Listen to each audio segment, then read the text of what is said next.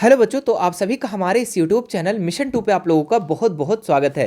तो बच्चों, मैं हूं कैप सर और आज हम क्लास 10th का सामाजिक विज्ञान का model paper weekly test model paper set 1 को करने जा रहे हैं। और ये जो मॉडल पेपर है आपके टेस्ट के लिए, आपके वीकली टेस्ट के लिए बहुत ही ज़्यादा इंपॉर्टेंट है। तो आप इस वीडियो को शुरू से लेकर अंत तक ज़रूर देखना और अपने सभी साथियों को शेयर ज़रूर कर देना। तो चलिए फिर वीडियो को शुरू करते हैं और इस मॉडल पेपर के जितने भी महत्वपूर्ण सवाल दिए गए सभी सवालों को हम लोग एक एक करके देखते हैं। देखिए, इसका जो सबसे पहला क्वेश्चन है, काफी इंपॉर्टेंट क्वेश्चन है बच्चों। औद्योगिक क्रांति की शुरुआत सर्वप्रथम किस देश में हुई? ठीक है, तो औद्योगिक क्रांति की शुरुआत जो हुआ सर्वप्रथम किस देश में हुआ? England, France, Germany, America. तो औद्योगिक क्रांति की शुरुआत जो हुआ बच्चों, स्टार्ट हुआ, ये किस देश में हुआ? तो इंग्लैंड में हुआ। ऑप्शन नंबर ए इसका बिल्कुल राइट हो जाएगा। याद रखिएगा, औद्योगिक क्रांति का जो शुरुआत हुआ ना, ये इंग्लैंड में हुआ था सर्वप्रथम। चलिए आगे बढ़ते हैं हम लोग नेक्स्ट सवाल में।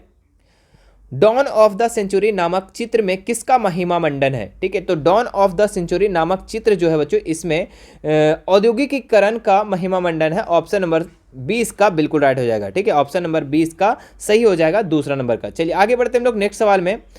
स्पिनिंग जेनी मशीन ने किस प्रक्रिया में वृद्धि की? तो स्पिनिंग जेनी एक मशीन था बच्चों, और ये किस प्रक्रिया में वृद्धि किया? तो ये कताई में वृद्धि किया। ऑप्शन नंबर 20 का बिल्कुल राइट हो जाएगा। चलिए आगे देखते हैं नेक्स्ट सवाल हम लोग। निम्न में से किसने इंग्लैंड में कपास मिल का निर्माण किया? ठीक है, तो निम्न में से किसने इंग्लैंड में कपास मिल का निर्माण किया बच्चों? तो ये किया था रिचर्ड आर्कराइट। ठीक है, आर्कराइट। ऑप्शन नंबर ए इसका राइट हो जाएगा। ठीक है, कपास मिल का निर्माण कौन किया था? Richard Arkwright. ठीक है, चलिए आगे देखते हैं नेक्स्ट सवाल हम लोग। निम्नलिखित में कौन गुमास्ता से संबंधित है? ठीक है, तो व्यापारी, उद्योगपति, अवैतनिक नौकर, कंपनी द्वारा नियुक्त पर्यवेक्षक। तो ऑप्शन नंबर डी इसका राइट हो जाएगा, कंपनी द्वारा नियुक्त पर्यवेक्षक। ये गुमास्ता कौन है बच्चों? जब ईस्ट इंडिया कंपनी हमारे भारत पे आई, शासन कर रही थी, तो बहुत सारी कंपनियां खोली थी। तो उसमें से बहुत सारे बुनकर वगैरह को रखे गए थे भारतीय लोग को। ठीक है, और उसमें से एक को, किसी एक या दो को क्या किया जाता था? उसका नियंत्रण करने के लिए, जो बुनकर लोग थे उनको नियंत्रित करने के लिए एक पर्यवेक्षक चुना जाता था। उसी को क्या बोला जाता था? गुमास्ता। ठीक है, ऑप्शन नंबर डी इसका राइट हो जाएगा। चलिए आगे देखते हैं नेक्स्ट सवाल हम लोग। निम्नलिखित में कौन सा खनिज पदार्थ के अवशिष्ट भार को त्यागता हुआ चट्टानों के अपघटन से बनता है? ठीक है, तो इसका राइट आंसर हो जाएगा बॉक्साइट। क्या हो जाएगा? बॉक्साइट। ऑप्शन नंबर 20 का सही हो जाएगा। चलिए आगे देखते हैं नेक्स्ट सवाल। झारखंड में स्थित कोडरमा निम्नलिखित में से किस खनिज का अग्रणी उत्पादक है? तो झारखंड में जो कोडरमा है बच्चों, ठीक है, कोडरमा में एक खनिज का अग्रणी उत्पादक है, मतलब सबसे ज्यादा वो पाया जाता है। तो कौन सा पाया जाता है? तो ये अबरक। ठीक है, ऑप्शन नंबर 20 का राइट हो जाएगा, अबरक। झारखंड के कोडरमा में इसका उत्पादक होता है। ठीक है, चलिए आगे देखते हैं नेक्स्ट सवाल हम लोग। निम्नलिखित चट्टानों में से किस चट्टान के स्तरों में खनिजों का निक्षेपण और संचयन होता है? ठीक है, तो इसका जो राइट आंसर हो जाएगा आप लोगों का ऑप्शन नंबर सी। ठीक है, कायांतरित चट्टानें। ऑप्शन नंबर सी इसका राइट हो जाएगा। चलिए आगे देखते हैं नेक्स्ट सवाल हम लोग। प्रथम सीमेंट केंद्र कहाँ लगाया गया था? तो ये चेन्नई में लगाया गया था। याद रखिएगा, प्रथम सीमेंट केंद्र चेन्नई में लगाया गया था। चलिए आगे देखते हैं नेक्स्ट सवाल हम लोग। भारत के 60% इस्पात केंद्र किन राज्यों में स्थित है? तो 60% जो है किन राज्यों में स्थित है बच्चों भारत का इस्पात केंद्र? तो ये है आपका उड़ीसा और झारखंड में। ऑप्शन नंबर डी इसका बिल्कुल सही हो जाएगा। याद रखिएगा, भारत के 60% जो है इस्पात, ये आपका उड़ीसा और झारखंड में है। ठीक है, चलिए आगे देखते हैं नेक्स्ट सवाल हम लोग। टेलीफोन, कंप्यूटर आदि का निर्माण करने वाला उद्योग कौन सा है? ठीक है, तो इलेक्ट्रॉनिक, इस्पात, सूचना प्रौद्योगिकी या एल्युमिनियम। तो इसमें इलेक्ट्रॉनिक हो जाएगा। टेलीफोन या हो गया, कंप्यूटर हो गया, ये निर्माण करने वाला उद्योग कैसा है? तो इलेक्ट्रॉनिक है। ठीक है, चलिए आगे देखते हैं नेक्स्ट सवाल, जो कि आपके सब्जेक्टिव सवाल है। ठीक है, काफ़ी इंपॉर्टेंट सवाल है। देखिए, ये आपके वीकली टेस्ट के लिए इंपॉर्टेंट तो है ही, ये फाइनल एग्जाम के लिए भी इंपॉर्टेंट है। औद्योगिक क्रांति का अर्थ समझाइए। ठीक है, तो औद्योगिक क्रांति क्या होता है? औद्योगिक क्रांति हम उस क्रांति को कहते हैं जिसने 18वीं शताब्दी के उत्तरार्ध में उत्पादन की तकनीक और संगठन में अनेक क्रांतिकारी परिवर्तन ला दिए। ठीक है, ये परिवर्तन इतनी तेज रफ्तार से आए और इतने प्रभावशाली सिद्ध हुए कि उन्हें क्रांति के नाम दे दिया गया। ठीक है, इस क्रांति ने घरेलू उद्योग धंधों के स्थान पर फैक्ट्री सिस्टम को जन्म दिया। मतलब कि बच्चों कि औद्योगिक क्रांति में क्या हुआ कि जो घरेलू काम धंधा था ना, उसको छोड़ करके फैक्ट्री वगैरह में काम करने के लिए प्रेरित किया गया, काम करने के लिए वहाँ पे दिया गया मशीनों से। ठीक है, कार्य हाथों के स्थान पर मशीनों से होने लगा और छोटे कारीगरों के स्थान पूंजीपतियों की श्रेणी ने ले लिया। ठीक है, तो ये आपका औद्योगिक क्रांति का अर्थ है। ठीक है, आप इसे अच्छे से याद कर लेंगे। चलिए आगे देखते हैं। नेक्स्ट सवाल हम लोग, आग्नेय तथा कायांतरित चट्टानों में से खनिजों का निर्माण कैसे होता है। ठीक है, तो जिन चट्टानों का धरती पर सबसे पहले निर्माण हुआ उन्हें आग्नेय चट्टान कहते हैं। समझ में आया कि जिन चट्टानों का धरती पर सबसे पहले निर्माण हुआ उसे हम लोग क्या कहते हैं, आग्नेय चट्टान कहते हैं। जबकि इन चट्टानों का जब किसी दबाव या गर्मी के कारण रूप में बदल जाता है, जैसे चूने का पत्थर का संगमरमर में, तो उन चट्टानों को कायांतरित चट्टान कहते हैं। मतलब जो प्राकृतिक रूप से जो पाया गया पहला चट्टान उसको आग्नेय चट्टान कहेंगे, और उसे बदला गया कोई भी दबाव या गर्मी के कारण किसी तरीके से बदल जाता है तो उसको हम लोग कायांतरित चट्टान कहते हैं। क्लियर है यहाँ तक? अब आगे देखो, आग्नेय और कायांतरित चट्टानों की दरारें, जोड़ों, छिद्रों आदि में खनिज मिलते हैं। ठीक है, आग्नेय और कायांतरित चट्टानों के दरार जो हो गया, जोड़ों हो गया, छिद्र वगैरह हो गया, वहाँ पे क्या मिलता है, खनिज वगैरह मिलता है। ठीक है, छोटे जमाओं के सिराएं कहा जाता है, जबकि बड़े जमा परतों के रूप में पाए जाते हैं। इनका निर्माण भी प्रायः उस समय होता है जब तरल या गैसीय अवस्था में दरारों के सहारे भूपृष्ठ के ओर धकेले जाते हैं। ऊपर पहुंचकर वह धरती की सतह पर ठंडे होकर जम जाते हैं। जस्ता, तांबा, जिंक, सीसा मुख्य धात्विक खनिज इस प्रकार छोटे या बड़े जमाओं के परतों में पाए जाते हैं। तो एक परत जम जाता है बच्चों खनिजों का। ठीक है, तो इस तरीके से आप लोगों का क्या होता है, आग्नेय तथा कायांतरित चट्टान खनिज का निर्माण होता है। तो आप इसे भी नोट कर लेंगे। चलिए आगे देखते हैं। नेक्स्ट सवाल हम लोग, ब्रिटेन की महिला कामगारों ने स्पिनिंग जेनी मशीनों का हमले किए। ठीक है, तो ब्रिटेन के जो महिला थी, जो कारीगर वगैरह थी, ठीक है, वो स्पिनिंग जेनी जब मशीन आया, ठीक है, तो इस पर हमला बोले, उसे विरोध किए। तो क्यों किए भाई? ठीक है, तो पता होना चाहिए बच्चों कि देखिए पहले महिला लोग खुद से हाथ से काम करते तो उन लोग को रोजगार मिलता था, लेकिन जब मशीन आ गया तो उसका रोजगार क्या हुआ, खत्म हो गया। ठीक है, तो इसीलिए वो मशीन पर क्या किए, हमला बोले। ठीक है, मतलब वो उसका विरोध किए। देखिए क्या लिखा हुआ है, पहला नंबर, स्पिनिंग जेनी मशीन ने ऊन की कताई की प्रक्रिया बहुत तेज कर दी। स्पिनिंग जेनी मशीन एक समय में अनेक मजदूरों के कार्य ले लेती थी, इसके कारण मजदूरों का मांग घट गई। मतलब कि मेरे प्यारे बच्चों कि स्पिनिंग जेनी जब से मशीन आया, ठीक है, ब्रिटेन में स्पिनिंग जेनी मशीन जब आया तो जितने महिला लोग थी उसका काम करते थे वो लोग हाथ से, लेकिन मशीन आने पर क्या हुआ कि एक ही मशीन जो है बहुत सारे मजदूरों को कार्य एक ही बार में कर लेता था, जिससे क्या हुआ, मजदूर लोग का मांग घट गया, मजदूर लोग को नहीं बुलाने जाने लगा, मतलब उन लोग क्या होने लगे, बेरोजगार होने लगे, इसीलिए क्या हुआ, विरोध हुआ। दूसरा नंबर देखो क्या लिखा हुआ, बेरोजगार की आशंका से मजदूर वर्ग खासकर महिलाओं में नई प्रौद्योगिकी की प्रगति आशंका व्याप्त हुई। ठीक है, चलिए तीसरा नंबर देखिए, जब ऊन उद्योग में इस मशीन का इस्तेमाल किया गया तो अनेक औरतों जो ऊन से हाथ से ऊन की कताई करती थी को काम से हटना पड़ा। मतलब जो हाथ से काम करती थी जो महिला व लोग, ठीक है, उन्हें क्या हुआ, जब मशीन आया स्पिनिंग जेनी तो उसे हटा दिया गया। ठीक है, इसी कारण महिला कामगारों ने स्पिनिंग जेनी मशीनों पर हमले किए और स्पिनिंग जेनी मशीन का महिलाओं द्वारा विरोध काफ़ी लंबे समय तक चलता रहा। ठीक है, अब देखो भाई किसी के रोजगार तुम छीनोगे, कोई भी मशीन अगर आ गया, ठीक है, तो दिक्कत है ना, तो इसीलिए वो महिला लोग थी, ब्रिटेन के महिला लोग, वो लोग क्या बोले, हम लोग बोले। अभी के भी समय में ऐसे बहुत सारे मशीन जो आ गए हैं जो कि अब रोजगार बहुत ही कम हो गया, क्योंकि सारे रोजगार का मतलब रोजगार वही ये कर दे रहा है, सारा काम मशीन ही कर दे रहा है ना। आगे देखिए, परंपरागत ऊर्जा और गैर परंपरागत ऊर्जा के साधनों में अंतर लिखें। ठीक है, चलिए बताते हैं परंपरागत ऊर्जा क्या होता है। ठीक है, तो देखिए परंपरागत ऊर्जा क्या होता है, यह भी प्राचीन काल से प्रयोग होने वाले ऊर्जा के साधन है जिनकी मात्रा सीमित है। ये क्या है, प्राचीन काल से प्रयोग होने वाले ऊर्जा का साधन है और ये सीमित है। जैसे बच्चों कोयला हो गया, पेट्रोलियम हो गया, ये सब है ना। देखिए खा नंबर क्या है, यह समाप्त होने वाला साधन है। बिल्कुल, कोयला हो गया, पेट्रोलियम हो गया, ये सब कभी ना कभी जाके समाप्त हो जाएगा।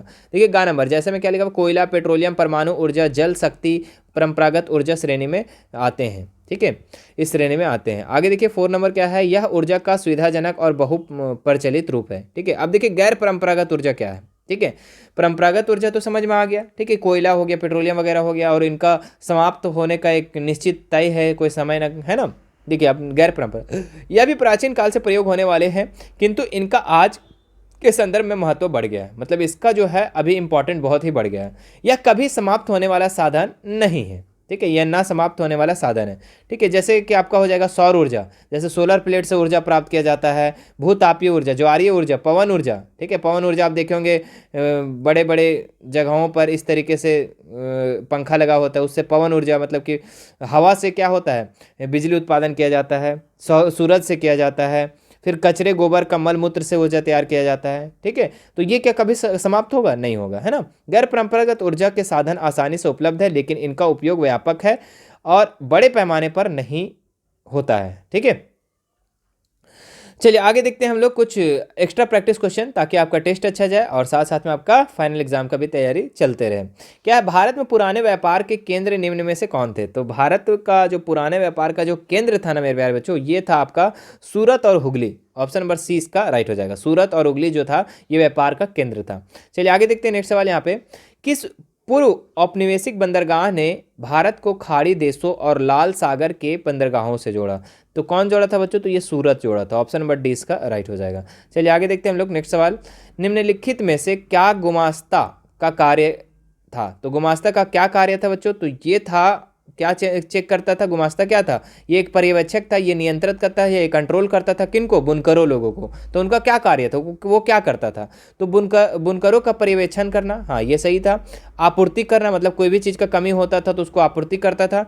कपड़े की गुणवत्ता की जांच करना। तो उपरोक्त सभी ऑप्शन नंबर डी इसका राइट हो जाएगा। ठीक है, चलिए आगे देखते हैं हम लोग, 1854 में भारत के किस राज्य में पहली कपास मिल स्थापित की गई थी? तो ये मुंबई में किया गया था। कब कहाँ किया गया था बच्चों? पहली कपास मिल स्थापित भारत में 1854 में, तो ये बम्बई में किया गया था। ऑप्शन नंबर बी इसका राइट हो जाएगा। ठीक है, सवाल आप लोग का ऐसे भी हो सकता है कि भारत में बम्बई में कपास मिल कब स्थापित किया गया, तो आपको याद रखना है 1854 ईस्वी को। ठीक है, चलिए आगे देखते हैं नेक्स्ट सवाल, भाप के इंजन का आविष्कार किसने किया? तो भाप का जो इंजन था बच्चों, इसका आविष्कार जो किया, ये कौन किया? तो ये किया जेम्स वॉट। कौन किया था? James Watt. भाप का इंजन का आविष्कार जेम्स वॉट। ठीक है, ऑप्शन नंबर 1 इसका राइट हो जाएगा। चलिए आगे देखते हैं हम लोग, सूती कपड़ा मिल की रूपरेखा किसने बनाई? ठीक है, तो सूती कपड़ा के मिल की रूपरेखा जो बनाया था बच्चों, ये रिचर्ड आर्कराइट। ठीक है, ऑप्शन नंबर 4 इसका राइट हो जाएगा, 6 नंबर का। चलिए आगे देख लो, बम्बई में पहली सूती वस्त्र मिल स्थापना कब हुई? अभी हमने जस्ट बताया। ठीक है, 1854, 1855, 1856, 1857। चलिए 7 नंबर का आंसर आप लोग कमेंट करके बताओ। ठीक है, कि बम्बई में पहली सूती वस्त्र मिल जो स्थापना हुआ था ये कब हुआ था? ठीक है, 4 ऑप्शन दिया हुआ है, अब फटाफट कमेंट करके बताओ, देखते हैं कितने लोग कर पाते हैं। चलिए अगला देखते हैं हम लोग, क्या है, इंग्लैंड में किस नई तकनीक की शुरुआत ने महिलाओं को क्रोधित कर दिया था? ठीक है, तो स्पेनिंग जेनी। स्पेनिंग जेनी के कारण ही क्या हुआ था बच्चों, ये महिलाओं लोगों को क्या कर दिया गया था, केंद्रित क्रोधित हो गए थे, मतलब गुस्सा हो गए थे। स्पेनिंग जेनी का शुरुआत हुआ था तब। ठीक है, तो ऑप्शन नंबर 1 इसका राइट हो जाएगा। चलिए आगे देखते हैं नेक्स्ट सवाल हम लोग, मोनाजाइट रेत में निम्नांकित में से कौन सा खनिज पाया जाता है? तो मोनाजाइट रेत में निम्नांकित में से कौन सा खनिज पाया जाता है बच्चों? तो इसमें थोरियम पाया जाता है। ऑप्शन नंबर सी इसका बिल्कुल राइट हो जाएगा। ठीक है, चलिए आगे देखते हैं हम लोग, भारत का सबसे बड़ा बॉक्साइट उत्पादक राज्य कौन सा है? तो भारत का सबसे बड़ा उत्पादक राज्य जो है ये आपका उड़ीसा है। ऑप्शन नंबर सी इसका बिल्कुल सही हो जाएगा। ठीक है, उड़ीसा जो है बॉक्साइट का सबसे बड़ा उत्पादक राज्य है। कर्नाटक के लौह अयस्क खाने 100% इकाई क्या है? ठीक है, तो यहाँ पे निर्यात सबसे ज़्यादा होता है। ऑप्शन नंबर सी लिख दिए हैं। ठीक है, बी होना चाहिए, बी ये होगा, ये सी होगा, तो ऑप्शन नंबर बी इसका राइट हो जाएगा 11 नंबर का। ठीक है, चलिए आगे देखते हैं हम लोग नेक्स्ट सवाल, इसमें पवन महाशक्ति का दर्जा प्राप्त है। तो पवन महाशक्ति कहाँ पे? रूस को, चीन को, अमेरिका को, भारत को। तो भारत को जो है बच्चों ये पवन की महाशक्ति प्राप्त है। ऑप्शन नंबर डी इसका राइट हो जाएगा। चलिए आगे देखते हैं नेक्स्ट सवाल हम लोग, मैग्नीशियम नमक और ब्रोमाइन जैसे खनिज अधिकतर प्राप्त होते हैं।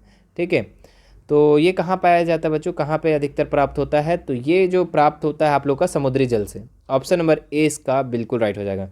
चलिए नेक्स्ट सवाल देखिए, गुजरात का सबसे महत्वपूर्ण तेल क्षेत्र कौन सा है? ठीक है, तो अंकलेश्वर। ठीक है, अंकलेश्वर हो जाएगा इसका right answer, option number B. ठीक है, गुजरात का सबसे महत्वपूर्ण तेल क्षेत्र जो है ये अंकलेश्वर है। ठीक है, अंकलेश्वर। चलिए आगे देखते हैं हम लोग 15 नंबर सवाल, निम्नांकित में से कृषि पर आधारित उद्योग है। ठीक है, तो निम्नांकित में से कृषि पर आधारित उद्योग कौन सा है बच्चों? तो ये है आप लोगों का कृषि पर आधारित जो है ये आपका चीनी हो जाएगा।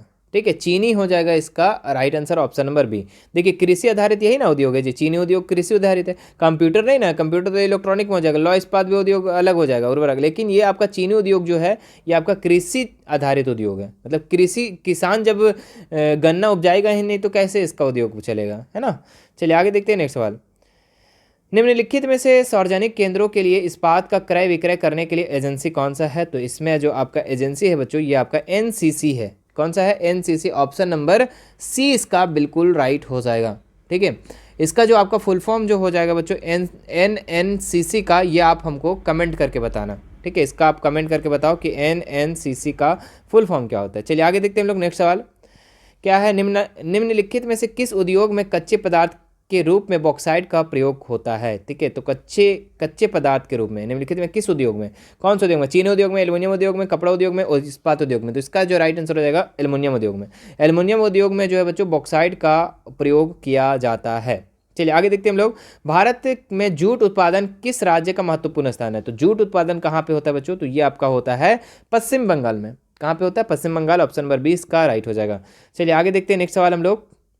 निम्न में से कौन सा उद्योग चूना पत्थर को कच्चे माल के रूप में प्रयुक्त करता है? तो चूना पत्थर कच्चे माल के रूप में कौन प्रयुक्त करता है बच्चों? तो ये आप लोगों का सीमेंट होता है। ऑप्शन नंबर 20 का राइट हो जाएगा। चलिए अब लास्ट एक सवाल बचा हुआ है, इसे भी हम लोग कर लेते। क्या है? निम्न में से कौन सी एजेंसी सार्वजनिक क्षेत्र के स्टील बाजार को उपलब्ध कराती है? तो ये कराती है सैल। ठीक है, सैल। इसका जो फुल फॉर्म होता है steel authority of India limited. ठीक है, सैल का फुल फॉर्म होता है स्टील अथॉरिटी, आई से हो जाएगा इंडिया, लिमिटेड एल से लिमिटेड। ठीक है, तो ऑप्शन नंबर 20 का राइट हो जाएगा। ठीक है, तो ये था बच्चों आप लोगों का सेट 1 का सारा सवाल। ठीक है, मुझे आशा है कि ये पसंद आया होगा आपको ये वीडियो। ठीक है, और सेट 1 सारा का सारा क्लियर हो गया होगा। अगर आपको सेट 2 चाहिए तो नीचे कमेंट कर देना। ठीक है, अगर वीडियो को बाद में देख रहे हैं तो सेट 2 भी चैनल पर अपलोडेड मिलेंगी। ठीक है,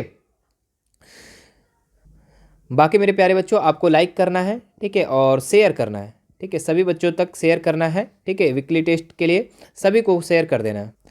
और बाकी कोई भी दिक्कत होती है हमारा Instagram, Telegram, WhatsApp group, WhatsApp channel का लिंक जो है डिस्क्रिप्शन में दे दिया है, वहाँ से आप हमसे ऐड हो सकते हैं और बेझिझक कोई भी सवाल हमसे कर सकते हैं। ठीक है, और मेरे प्यारे बच्चों 2024 की तैयारी के लिए चैनल को सब्सक्राइब कर लेना है। लगातार वीडियो अपलोडेड हो रही है, बहुत सारी लाइव क्लासेस चल रही है।